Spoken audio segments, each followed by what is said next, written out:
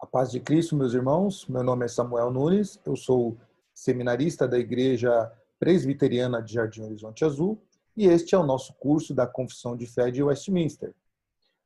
No vídeo de hoje, traremos apenas uma breve história da Confissão de Fé de Westminster. Bom, primeiro precisamos entender, antes de tudo, o que é uma confissão. Em momentos nos quais alguma nova doutrina levantou-se com força, desafiando o consenso da fé bíblica e estabelecida, perturbando a paz da igreja, como também a doce união entre os irmãos, observamos que na história da igreja, em geral, a reação ela é corporativa entre os fiéis, entre os pastores e principalmente os pastores que vigiam que são vigias, na verdade, do rebanho de Deus. Sobretudo e importante lembrarmos ou colocarmos a importância da firmeza e clareza na declaração e também no conselho através dos quais esses pastores são responsáveis por guiar ovelhas para longe da voz sedutora de um outro pastor estranho, cuja a garganta desses falsos pastores e falsos mestres é um sepulcro aberto de engano capaz de direcionar as pobres ovelhas ao inferno. Por isso, torna-se muito importante que o cuidado dos pastores seja realizado com o poder da palavra de Deus, segundo a graça do Senhor na operação do seu Espírito. A forma escrita destas declarações e conselhos elaborado pelas instituições corporativas ao longo da história é chamado de credo, que é uma palavra derivada do termo em latim eu creio. Constata-se de fato, pois aparece no início de um dos mais antigos credos da igreja, um credo bem conhecido, que todos os cristãos conhecem, que é o credo apostólico. Outra forma de se referir a estes escritos é pelo nome símbolo. Por seguinte, o credo apostólico, por exemplo, é chamado também de símbolo apostólico. Isso significa que a função positiva dos credos é servir de parâmetro identificável, como também um estabelecimento da comunhão entre aqueles que têm parte da genuína fé da Igreja de Jesus Cristo, nosso Senhor.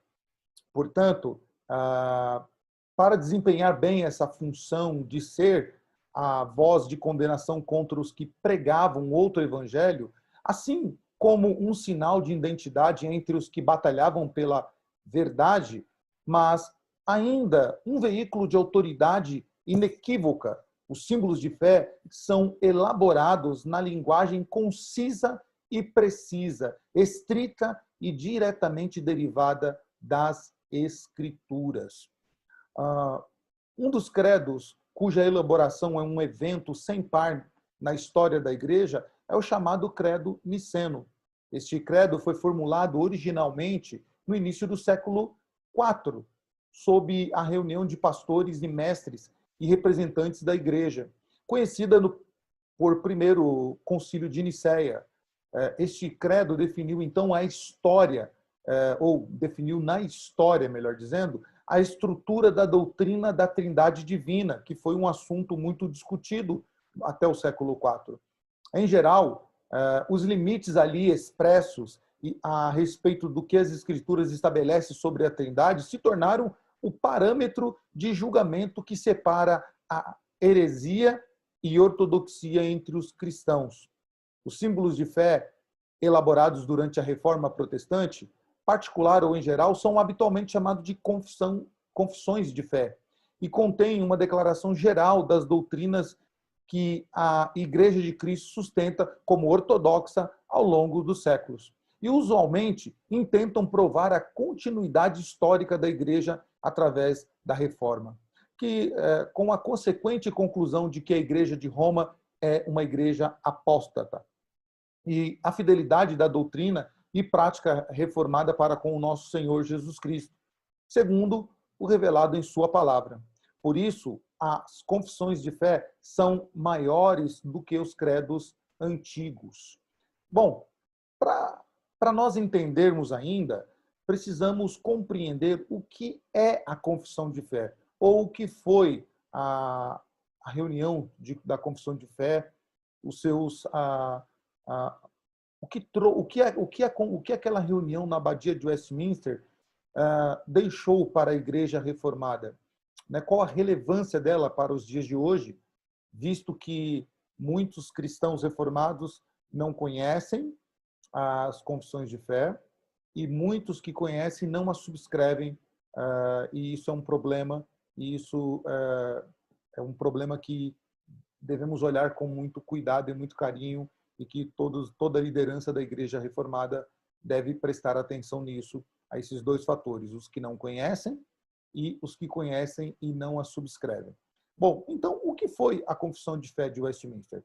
A Confissão de Fé de Westminster, ela é um documento sem par elaborado na mais madura etapa do desenvolvimento imediato da Reforma Protestante.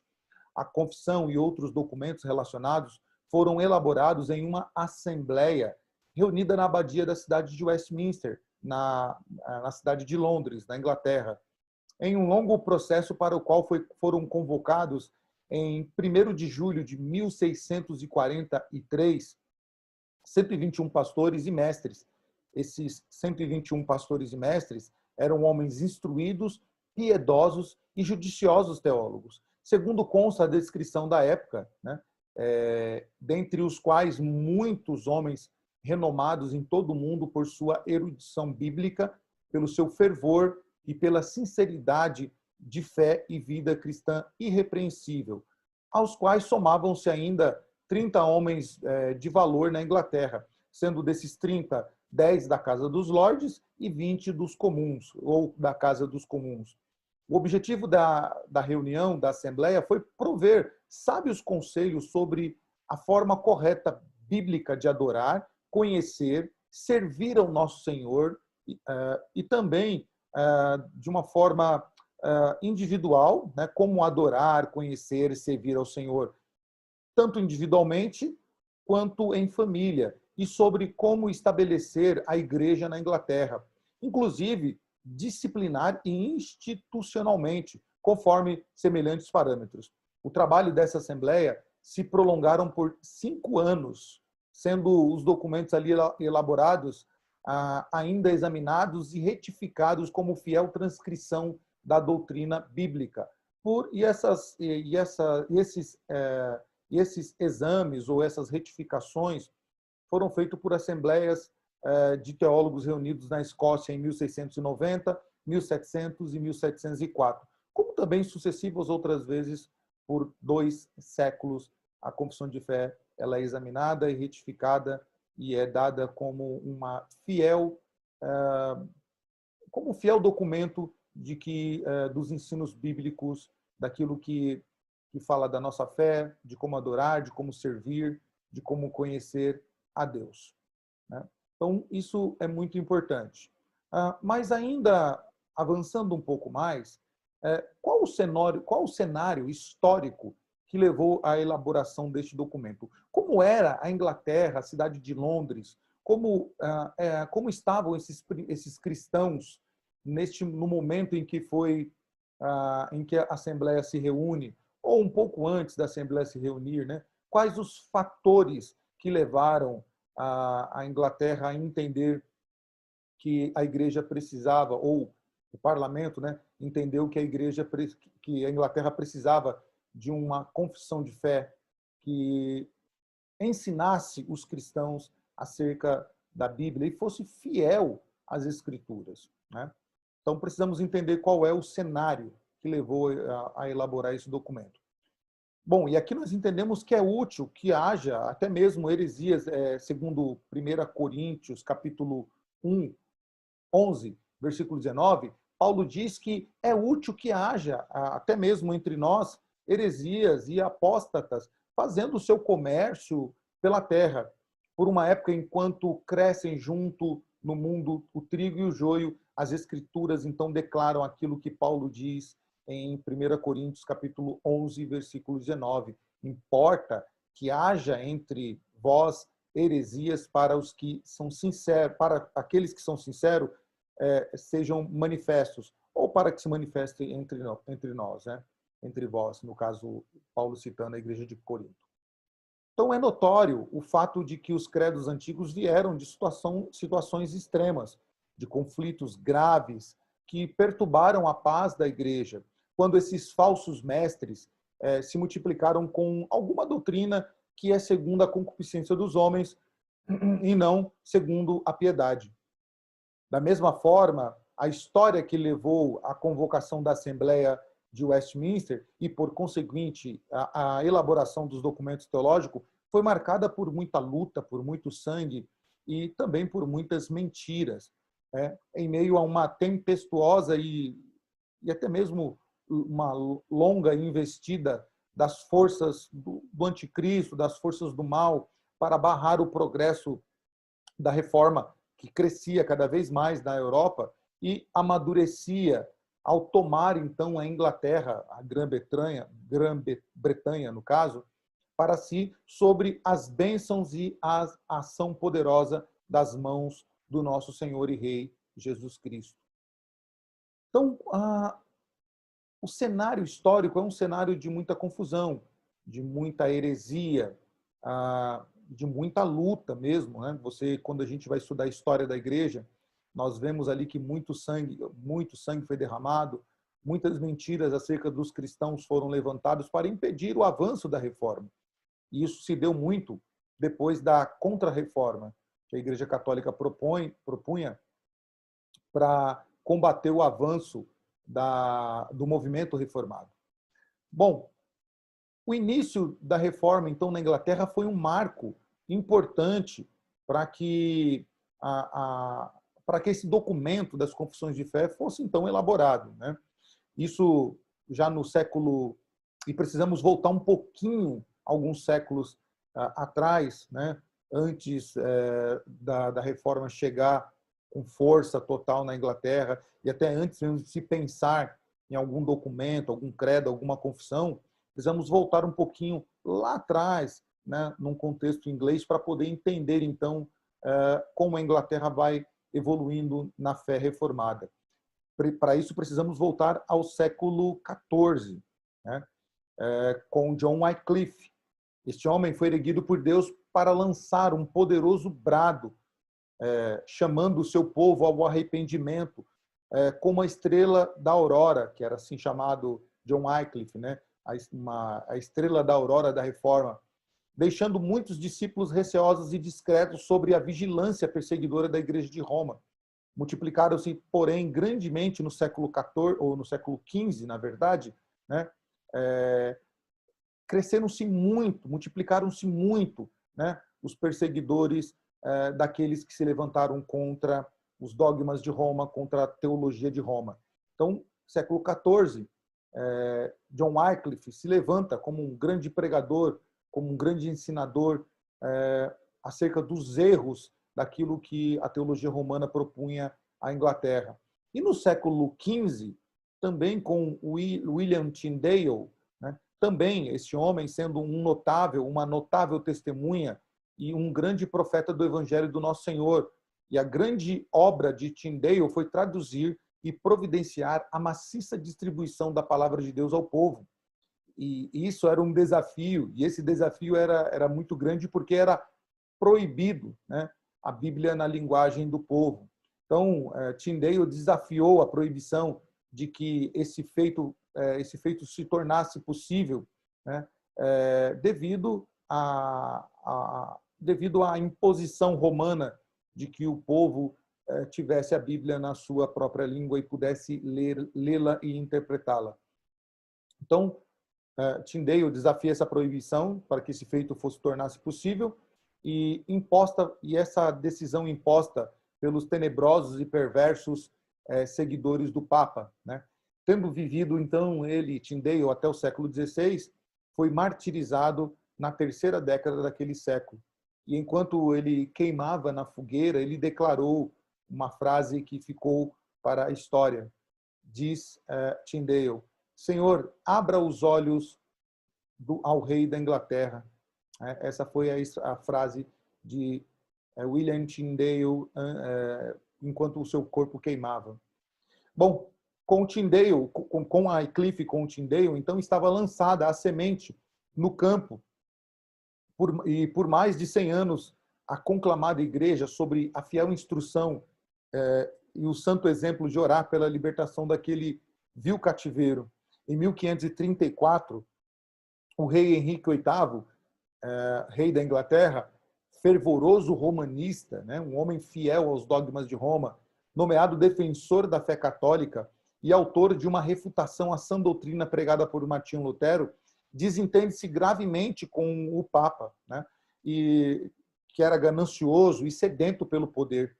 Então, e que não concedeu ao rei Henrique VIII a dissolução do seu casamento. Então, Henrique VIII tinha vários casamentos, então ele não foi atendido pelo Papa e isso causou uma ruptura entre ele e o Papa. Já Luís XVI e mesmo a irmã de Henrique VIII já haviam recebido essas autorizações semelhantes à vida do Papa. Então, a ira do rei Henrique VIII é porque Roma já tinha concedido isso ao rei Luís XVI e também a irmã de Henrique VIII. Né? Eles já tinham recebido essa regalia ou esse salvo-conduto do Papa e isso causa, então, uma revolta no rei Henrique VIII. O único rebento desse primeiro casamento de Henrique fora a princesa Mary, né? E sendo apenas o segundo monarca na recente elevada linhagem, né, dos Tudors, havia considerável temor quanto ao futuro do reino se no estabelecimento inicial, nesta terceira geração desta casa real, o regente supremo fosse uma rainha, o que de fato aconteceu depois, né? E a história nos conta isso. Henrique queria buscar, então, uma esposa que lhe gerasse um herdeiro, já que Henrique só tivera filhas e não filhos. E já possuía, em verdade, alguém em vista para tal, e já tinha, então, ali alguém que pudesse dar a ele um herdeiro, né? Porém, a solicitação para a dissolução do casamento, que fora feita e não atendida, e este fato, esta negativa, então, causa aí o rompimento, né? Causa o rompimento. Mas interessante que no fato de que a primeira esposa do rei era viúva de seu irmão, o que tornava o casamento, então, ilegal e até mesmo imoral. Olha que interessante, né? Este casamento ilegal, porém, foi ordenado sobre o interesse direto de Roma pelos poderes do Papa anterior, cujos lucros e vantagens e seus sanguinários negócios com a Casa de Aragão, a quem pertencia a Catarina, primeira esposa do rei Henrique. E isto carecia de ser expandido pelo rei da Inglaterra. Então, a Inglaterra, politicamente, ela estava uma bagunça. Tinha aí casamentos ilegais, casamentos imorais. O rei Henrique VIII queria, então, um salvo-conduto de Roma para romper um casamento e já visto com outro casamento, né? Então, a crise, não só política, mas ela moral, principalmente moral, avançava muito na Inglaterra. E isso é muito importante porque isso vai nos fazer entender muito o porquê que os puritanos aparecem, então, na Inglaterra, propondo aí uma fé pura, né, sem imoralidades. Bom, continuando aqui nos nossos personagens, aqui os nossos reis, percebendo então, né, a mundana natureza e carnal objetivo do papado, Henrique VIII, agora auxiliado por um novo assessor, né, Thomas Cromwell, que emerge durante esses conflitos, corta auxílio com o parlamento. E muito dos poderes e influências que o Papa exercia sobre a Inglaterra vinha do parlamento, né? Neste ínterim, um homem com grande apreço pela reforma protestante, Thomas Cromwell, então ascende ao arcebispo de Canterbury, né? Solidificando sua influência e seu poder sobre a igreja inglesa. E segundo a autoridade que lhe foi assim investida e reconhecida mesmo pela igreja romana, Ele declara então a nulidade do primeiro casamento do rei, o que resulta em uma ordem papal para a sua excomunhão. Então, quando Thomas Cromer atende o desejo de Henrique VIII e vai contra, né, a ordem papal, ou contra aquilo que a igreja negara ao Henrique VIII, isso causa, então, a excomunhão de Thomas Cromer. A consequência imediata foi uma legislação parlamentar, tornando-se exequível a ordem de Henrique VIII para romper com a Igreja de Roma e instaurar a Igreja Nacional da Inglaterra, a Igreja Anglicana. Para Henrique VIII, tornara-se parte da identidade da Inglaterra e da Casa dos Tudors o rompimento com a Igreja de Roma, e para manter e fortalecer este aspecto, providenciou que Eduardo, filho de seu segundo casamento, cuja mãe, Ana Bolena, possuía algumas atrações pelo protestantismo, fosse então educado por Thomas Cromer. E que cada paróquia na Inglaterra recebesse Bíblias traduzidas para o inglês, recebendo todo o povo livre acesso à palavra de Deus e pudesse fazer suas interpretações livres. Aproximando-se da escritura, não mais da misteriosa língua do latim de Roma, né, mas agora no idioma inglês, idioma do povo. Em 1547, aí agora acontece uma guinada na Inglaterra, com a morte do rei Henrique, o Eduardo VI, ainda um jovem, torna-se rei, mas sobre a regência da Inglaterra, sobre a sua regência, melhor dizendo, né, a Inglaterra recebe, além da inicial independência política de Roma, também agora uma teologia uniforme e claramente ligada ao protestantismo, né? E isso registra nos escritos chamados 39 artigos dos livros comuns de oração. Está registrada essa importante mudança na Inglaterra, né? Quando a Inglaterra, sob o comando de Eduardo VI, ela sai totalmente da regência de Roma, né? Ela torna-se independente de Roma politicamente, e agora ela tem a sua teologia mais uniforme, que é claramente ligada aí, ou totalmente ligada ao protestantismo, e o livro comum de oração registra esse ato, né? Bom, a igreja, passando por essas transformações, sofre aí alguns atos importantes, algumas coisas importantes acontecem nesse período do rei Eduardo VI, né? Principalmente no que se tange aos mártires e à solidariedade, então, da igreja reformada do continente, né? Do continente europeu, no caso. O rei Eduardo VI, contudo, morre muito jovem, né? Ele morre em 53, 1553, e Maria Tudor, que viria a ser conhecida como Maria a Sanguinária, Blood Mary, né? A Maria a Sanguinária, ela sendo herdeira da Casa de Aragão, de convicção papista, notem, na Inglaterra, ao comando de Eduardo VI, está se tornando uma igreja na totalidade protestante, né? Uma teologia uniforme, mas com a morte de Eduardo VI, a Maria Tudor, né? Que era da Casa de Aragão, uma casa totalmente católica, de convicção papista, usa de todo o poder e violência para perseguir e matar quem, ou se ousasse, né, ou quem quer que seja que pactuasse com a reforma, né, iniciada pelo seu pai, Eduardo VI, Eduardo VIII, melhor dizendo, e pelo seu irmão, né, o rei Eduardo.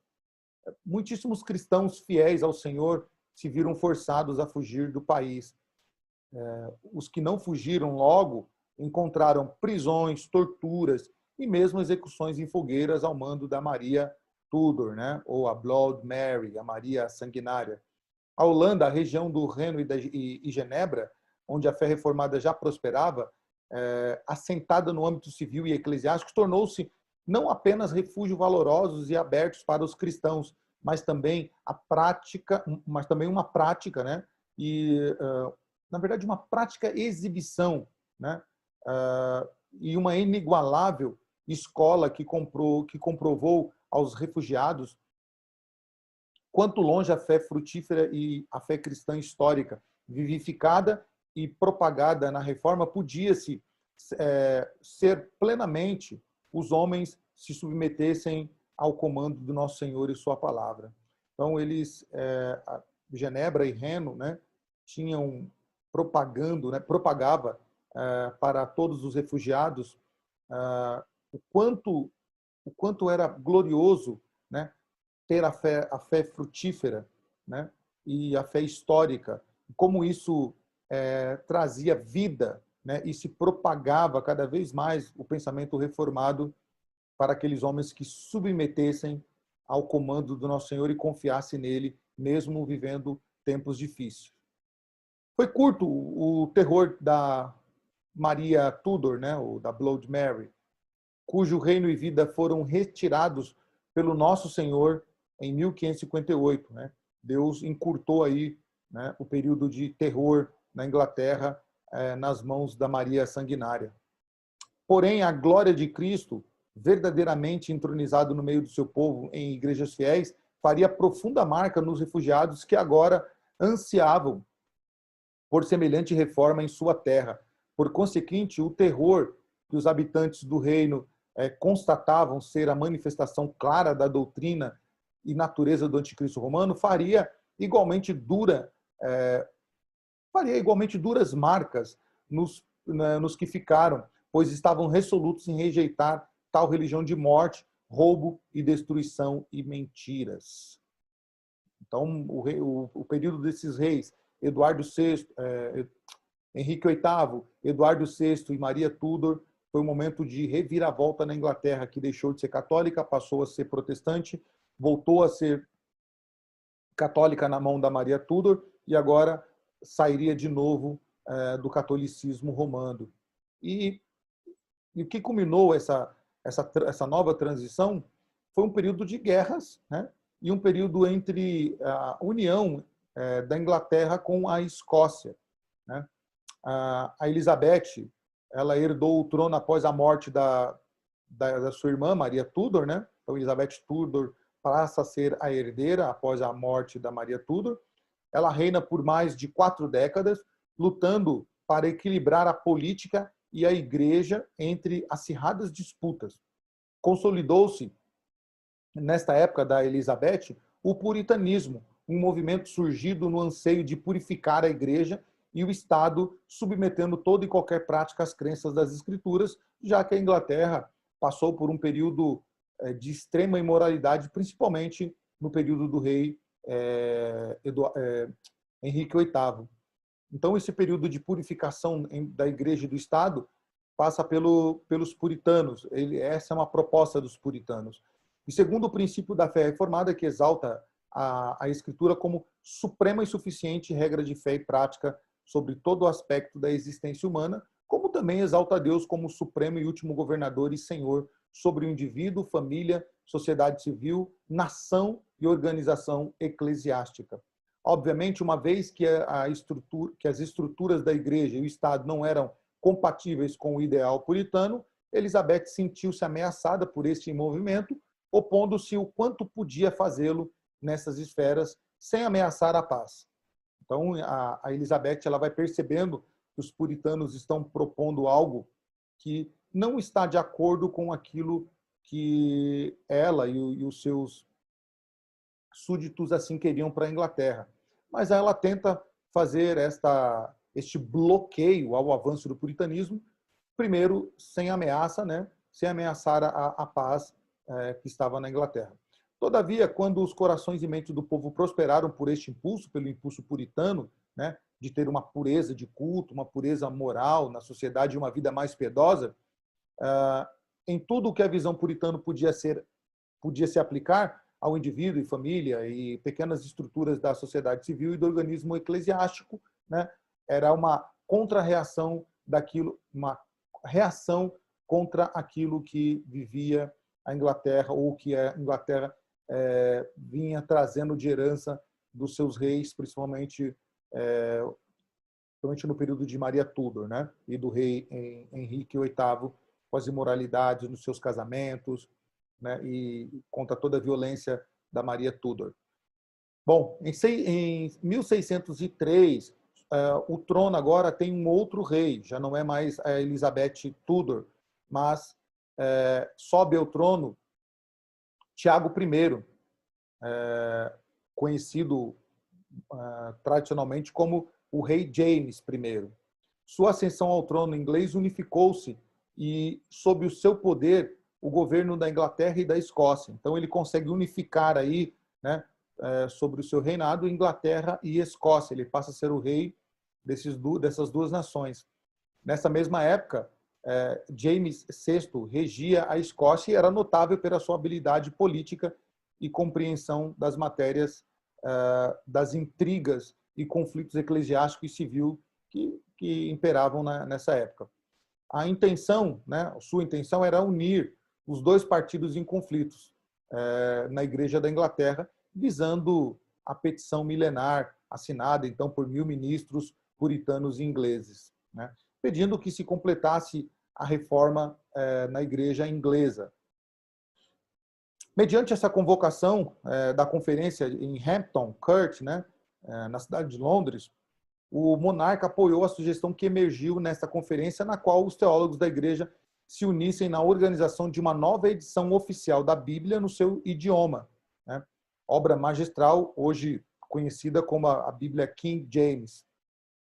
Porém, sendo da casa dos Stuarts, de tradição absolutista, comumente defensora do direito divino dos reis, o conflito com os anseios bíblicos dos puritanos era inevitável.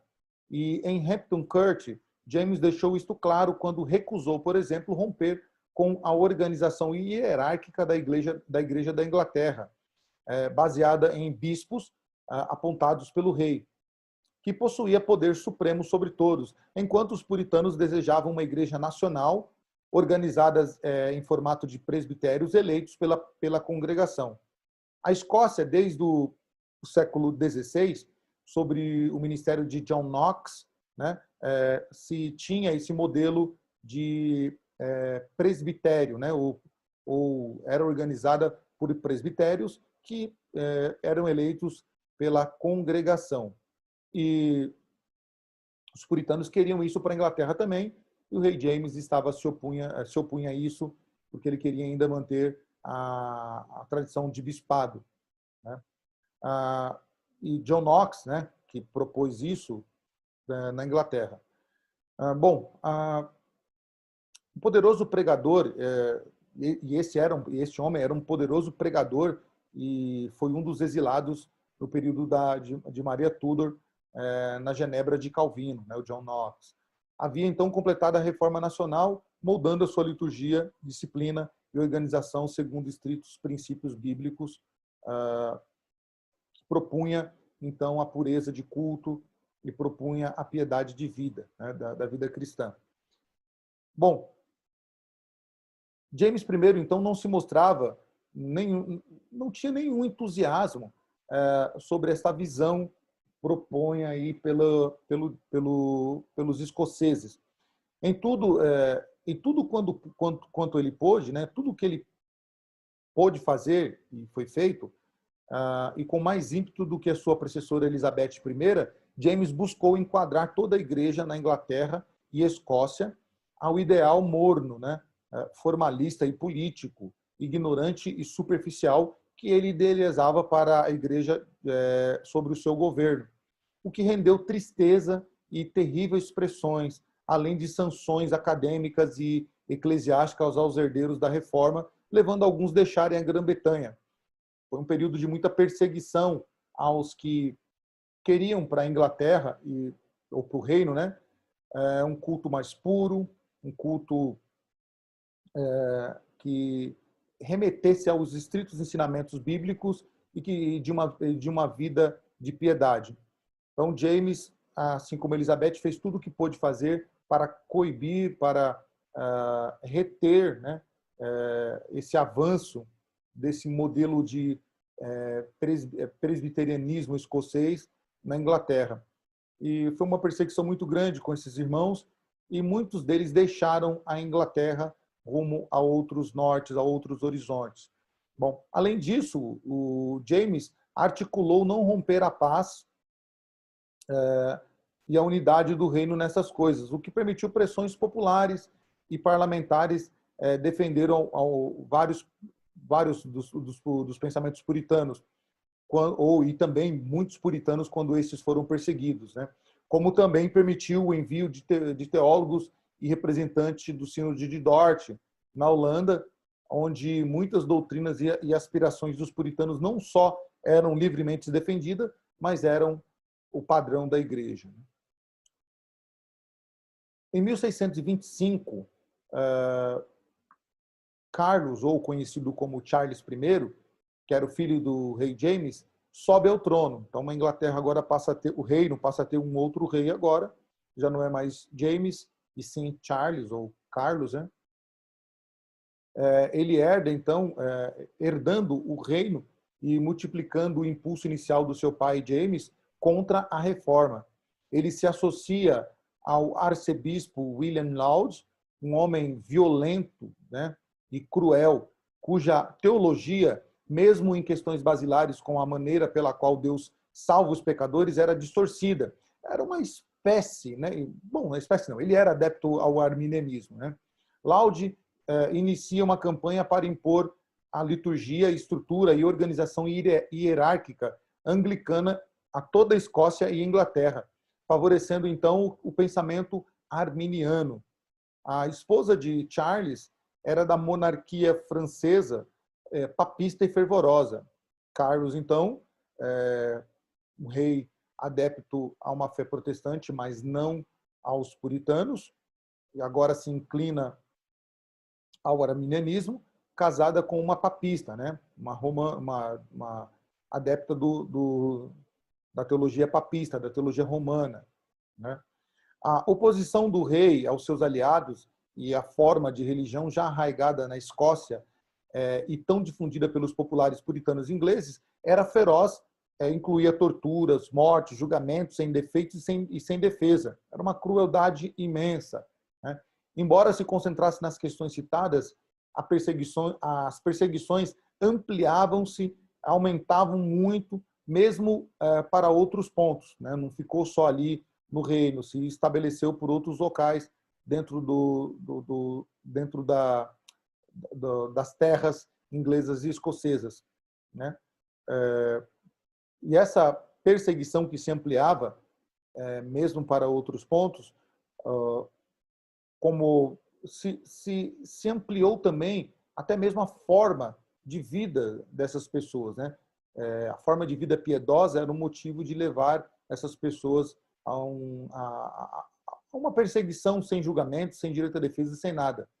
A maneira com que pregavam e muitas outras doutrinas que eram estimadas heranças da reforma eram vistas como agressões ao pensamento do rei e por isso eram levadas aos martírios, à morte, né? Não era julgamento porque não havia julgamento nem havia direito de defesa, então eles eram condenados, né? Os cristãos puritanos. Bom, avançamos um pouquinho mais ainda. Aparece nesse inteirinho aí, né? Nesse reinado de Charles, a Liga Solene, que foi muito importante, né? Que é uma aliança do povo escocês com o Senhor nosso Deus. Isso aconteceu em uma ocasião, né, quando o rei James I avisou seu filho Carlos, ou seu filho Charles, que procedesse com cuidado com William Laud, pois o supersticioso religioso, conhecido por seu amor ao romanismo, especialmente aos ritos e cerimônias mais pomposos e visuais, era impetuoso e irritável e desconhecia o estômago, né, do povo escocês. Era uma expressão que se dizia sobre William Laud. No reinado de Carlos I, Laud, então, comprovou ser sábio o conselho do rei James, ao agir intempestivamente, né, e truculosamente, né, contra os puritanos. Assim, em um dia do Senhor, pela manhã, quando todo o povo de Deus na Escócia se reuniam em suas congregações para adorar e celebrar ao Senhor Deus, quão grande não foi a surpresa ao se apressar diante deles, não mais os seus habituais ministros, mas um enviado do perverso arcebispo a cada igreja, trajados segundo os papistas, caminhando em procissão, portando incenso, executavam a concepção de laude, o qual considerava que a beleza da santidade estava nessas coisas externas. Olha só a audácia desse laudo que ele fez. Uma jovem chamada Jenny Geddes, personifica os sentimentos do povo da Escócia naquele dia. Ao ver o enviado do arcebispo adentrando a igreja com vestes de modos romanistas, gritou o equivalente: miserável presunçoso, como se atreve a oficializar a abominação chamada missa aqui na terra? Grande Jenny Geddes, e desafiou. E, tomando do rústico banquinho de madeira em que antes se assentava, lançou-o certeiro na cabeça daquele homem.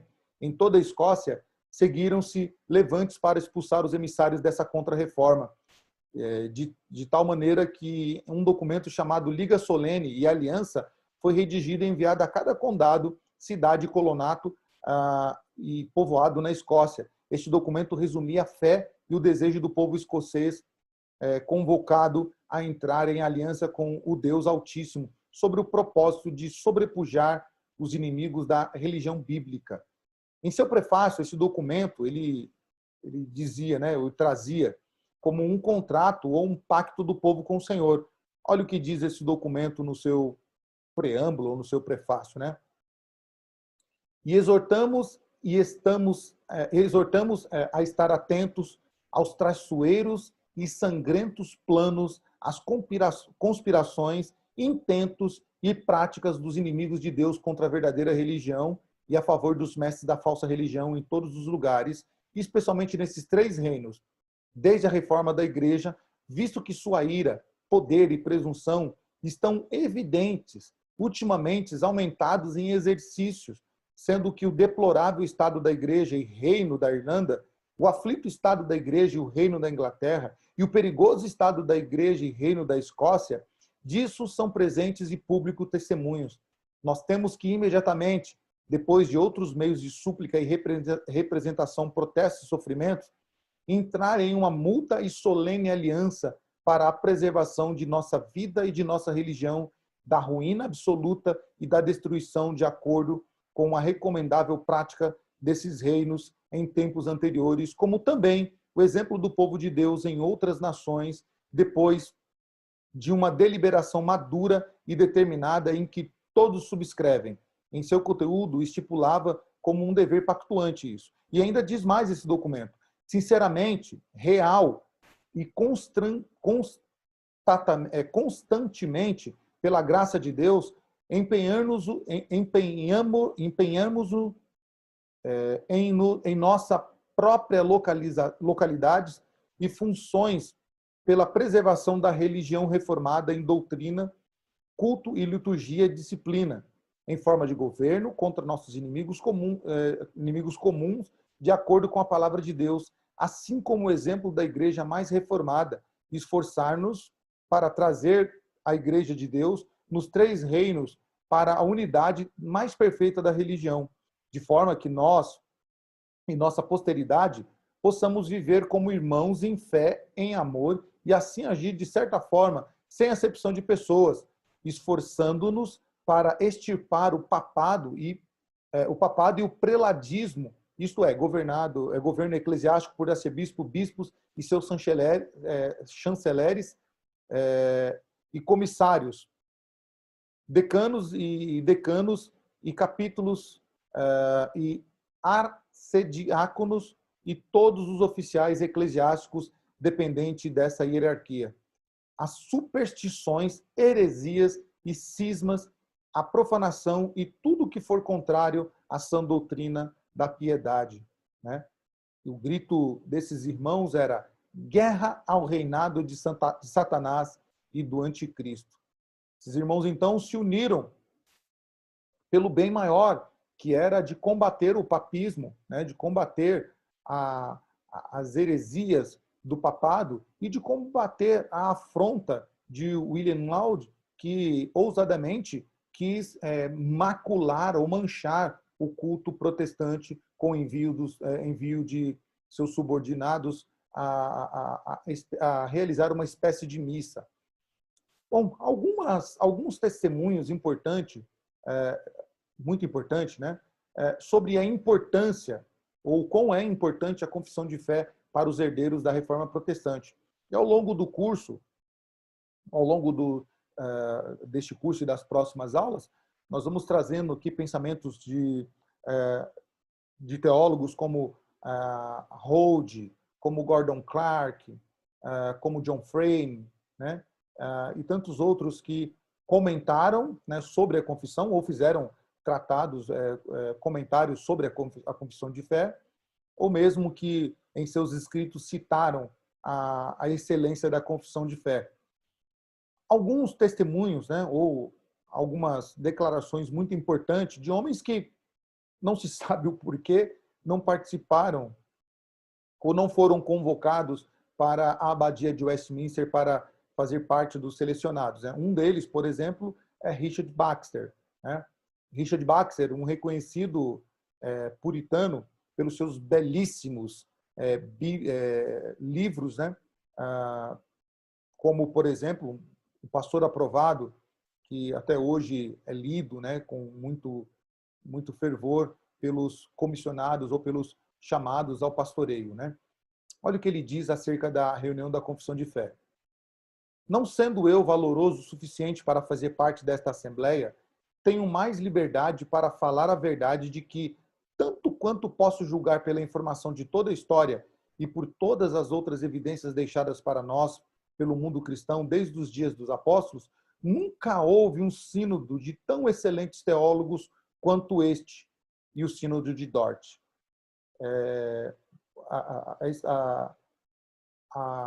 A declaração de Baxter, né, mostra a importância dessa reunião de Westminster e também do sínodo de Dort, e também mostra a grandeza de Richard Baxter, que foi um grande escritor, um grande pregador, né, que visitava 700 famílias por ano, e mostra sua humildade, né, e não vaidade por não ter sido convocado. Henry Neil, ele, outro renomado também pregador e escritor, diz o seguinte sobre as confissões de fé. Se considerarmos quem são os teólogos ali participantes, as causas que os uniram, a industriosidade com que laboram, o cuidado com que foram selecionados, os estímulos sobre os quais lavraram, o estado de despertamento de toda a mente da Bretanha e a tarefa designada para eles, seria surpreendente, pois esses homens aperfeiçoaram um tal corpo de pensamento, o qual, durante a história deste mundo, não poderá morrer. Isso é muito interessante, como homens como Richard Baxter, Henry Neil e tantos outros falaram sobre a confissão de fé de Westminster. E uma das razões para tal apreço por esse documento é o fato de que ela incorpora e sistematiza 2 séculos de reflexão teológica mundial por parte das igrejas oriundas da Reforma em toda a Terra.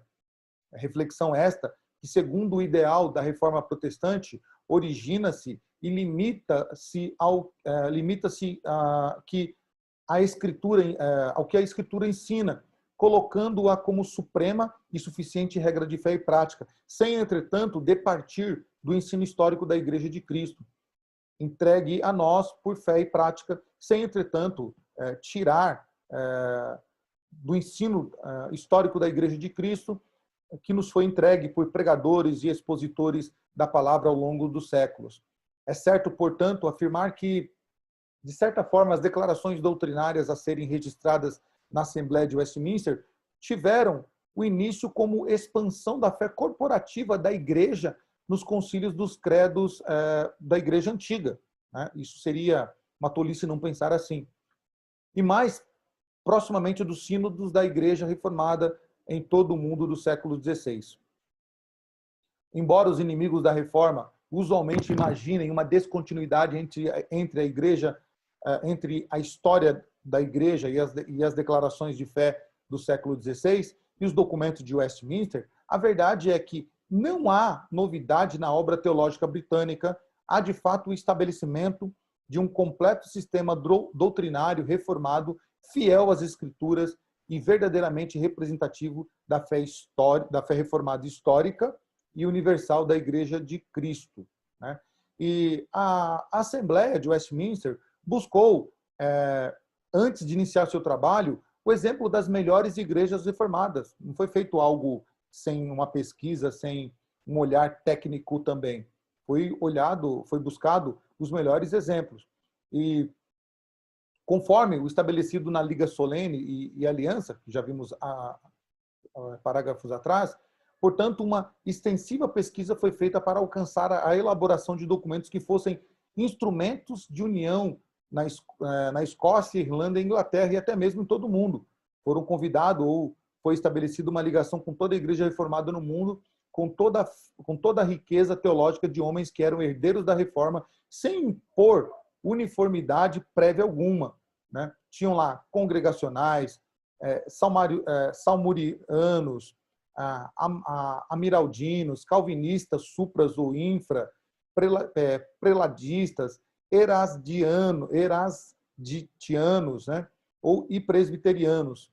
A rejeição daqueles que não se aprovassem verdadeiros pela medida do sagrado cânon das Escrituras, né? Era importante ter todos esses homens lá para que fosse discutido sobre item por item, né, da doutrina bíblica. A Assembleia de Westminster, então, examinaria os argumentos de todos pela Escritura e pesaria e declararia em falta com rejeição aqueles que não provassem verdadeiros pela medida do sagrado cânon das Escrituras, que seria o peso de avaliação para cada um desses pensamentos, né? A Bíblia seria, como de fato foi, vamos colocar assim, o ponto de julgamento, né, de tudo que foi discutido ali. Tudo tinha que se partir das Escrituras. Bom, foram convocados da Nova Inglaterra alguns homens notáveis, e alguns homens importantes, né? Entre eles estava Joe Colton, Thomas Hooker, além de John Davenport, né, que também compareceu ao Sínodo de Dort. Esses homens não puderam estar presentes, né, mas mantiveram correspondência com a Assembleia e foram representados por seus escritos e por John Phillips e também por Henry Venner Jr., né, pois ambos viveram algum tempo depois do Novo Mundo. E então eles representaram esses homens que não puderam estar presentes na Assembleia de Westminster, né? Bom, um outro fato marcante, né, na Assembleia de Westminster era a piedade e o amor pelas Escrituras, né? Era uma marca profunda na Assembleia de Westminster. E isso era visto nas discussões, né? Nas discussões sobre cada tema, cada item, cada dúvida que se tinha. Então, este amor e esta piedade pelas Escrituras eram marcas profundas nessa Assembleia. E essas discussões, ou cujas discussões, eram sempre precedidas de orações e súplicas. Nenhum dos temas, né, por mais difícil de entendimento que fosse, não precedia de orações e de muitas súplicas, né? Os participantes muitas vezes jejuavam e clamavam fervorosamente ao Senhor Deus, pedindo sabedoria a Ele. O entendimento das doutrinas bíblicas discutidas não vinham somente de estudos e comissões, resultavam-se ao bom uso dos meios que Deus determinou para o seu povo. Pregavam poderosos e firmes sermões, uns para os outros, expondo de púlpito em culto ao Senhor as Escrituras para a mútua edificação. Então, eles pregavam entre eles, pregavam para eles e cultuavam entre eles ao Senhor, né? E durante esses 5 anos foram muitos períodos de oração, muito período de jejum, leitura bíblica, pregação, estudo e muito fervor para se chegar ao que se chegou, né? o documento que nós temos em mão hoje. O piedoso William Beveridge, né, acho que é assim que se pronuncia, nos consta para precioso e benéfico testemunho que, embora houvesse temas controversos, ele diz que, no geral, a unanimidade era maravilhosa e marcante. Né? Marcante. Bom, para a gente finalizar, apenas uma breve descrição dos trabalhos da Assembleia de Westminster. Né? Nós pulamos uma parte, né, entre os reis e a Assembleia de Westminster, quando se convocou esses parlamentares. Né? Foi compreensível, né, e foi entendido que a Inglaterra precisava ter uma teologia uniforme, visto que ela foi católica, se desligou do catolicismo, abraçou o protestantismo, o anglicanismo, voltou a ser católica, voltou a ser protestante, mas não queria ser puritana, passou a ser meia protestante, anglicana, meia católica, e agora ela entende que ela precisa, então, de uma teologia uniforme, né? Então o parlamento convoca esses homens para que eles estipulassem um documento que seria este documento que levaria a Inglaterra ao conhecimento das Escrituras, ao conhecimento de Deus e a ter um culto, né, a partir das Escrituras, um culto bíblico, e isso se estenderia pela Inglaterra, pela Escócia, pelo reino da Bretanha. Então, esses notáveis, esses homens, esses 133 teólogos, mais esses 30 notáveis, né, 30 homens do povo e dos notáveis, foram convocados para elaborar esse documento. Então, faremos uma breve descrição desses trabalhos, só para a gente entender o que acontecia em algumas coisas lá, e o que acontecia lá dentro, né? E alguns testemunhos também de quem estava lá. Esta obra tão importante, né, da Assembleia de Westminster, ela começou com a revisão dos 39 artigos da Igreja da Inglaterra.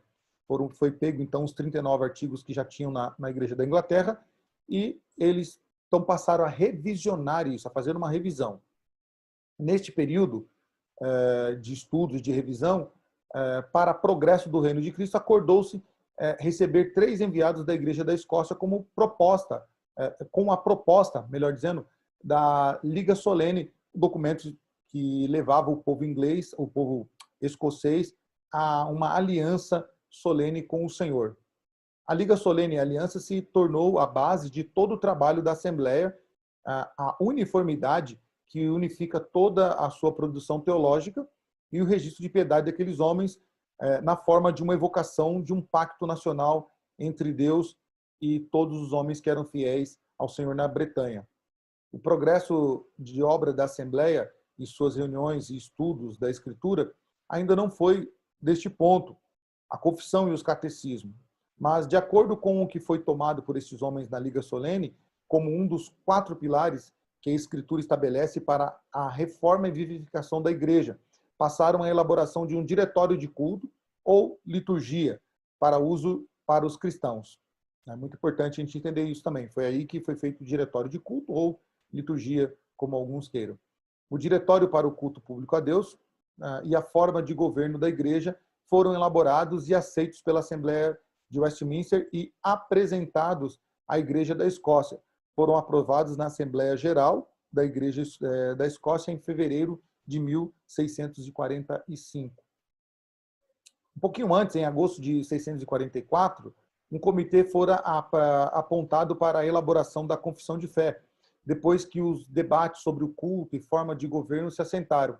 O progresso da Confissão de Fé foi tumultuado e os catecismos, igualmente, com muita discussão e revisões, foram compostos sobre a Confissão de Fé. Somente em 27 de agosto de 1647, a Confissão fora aprovada na Assembleia Geral da Igreja Escocesa. E em 15 de outubro, o Catecismo Maior foi terminado, 15 de outubro de 47, né? Foi terminado um catecismo de púlpito, né? Profundamente doutrinário, mas nos limites da Confissão de Fé. E em 25 de novembro, o Catecismo Menor também foi terminado. Em julho de 48, os catecismos foram aprovados em assembleia na igreja escocesa. Sob pedidos de Samuel Rutherford, foi anotado as atas. E diz assim o começo aí, né? As assembleias, ou melhor, a assembleia gozou da assistência dos honoráveis, reverendos e mestres comissionados da Igreja da Escócia na obra da assembleia, durante todo o tempo do debate e aperfeiçoamento dos 4 pilares mencionados na Liga Solene e Aliança, a saber, diretório de culto, confissão de fé, a forma de governo da Igreja e o catecismo. Então, em 48, reverendo Samuel Rutherford, então, sob seu pedido foi lido a ata e aí aprovado os catecismos na Igreja Escocesa.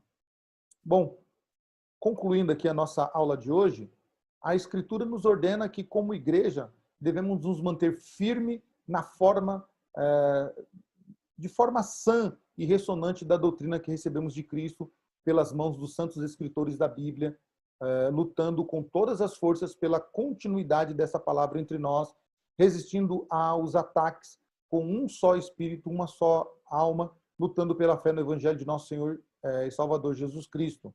Conforme diz Paulo em Filipenses, né? E também em Timóteo, na carta de Timóteo, Filipenses capítulo 1, versículos 27 e 1 Timóteo 1:3 e Judas 3. Entretanto, nossos inimigos nessa batalha, com aparência de cordeiro, também tomam sobre si o nome de Cristo, chamando-os de cristãos, e alegando atender a mesma palavra que nós, usando a Escritura na promoção de seus descaminhos e heresias, torcendo-se para a própria perdição. Então, torna-se notável hoje, meus irmãos, que as confissões de fé sejam lidas, estudadas, que elas sejam